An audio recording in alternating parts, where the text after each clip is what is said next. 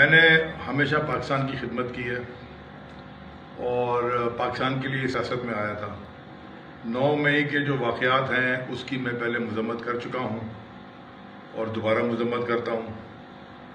پاکستان افواج ہمارا فخر ہے اور ان کی وجہ سے ہم سکون سے سوتے ہیں، کیونکہ وہ ہمارے سرحدوں کی حفاظت کرتے ہیں۔ جو ہوا بڑا غلط ہوا اور سب کو کیفر کردار تک لانا ضروری ہے، چاہے اس میں جو بھی ملوث ہو۔ کافی سوچ بچار کے بعد میں نے یہ آج فیصلہ کیا ہے۔ مشکل فیصلہ تھا، آسان فیصلہ نہیں تھا۔ میں نے یہ فیصلہ کیا ہے کہ میں سیاست چھوڑ دوں گا۔ جب میں سیاست چھوڑ دوں گا تو پھر تحریک انصاف میں بھی جو میرا عہدہ ہے سندھ کی صدارت کا، کور کمیٹی کے ممبر کا یا MNA کا، سب سے میں استعفیٰ دیتا ہوں۔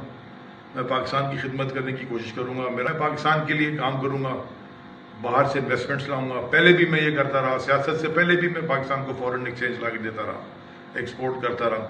میں دوبارہ وہی کام کرنا چاہتا ہوں۔ سیاست کو میں خیر آباد کہتا ہوں۔ پاک فوج زندہ باد، پاکستان زندہ باد۔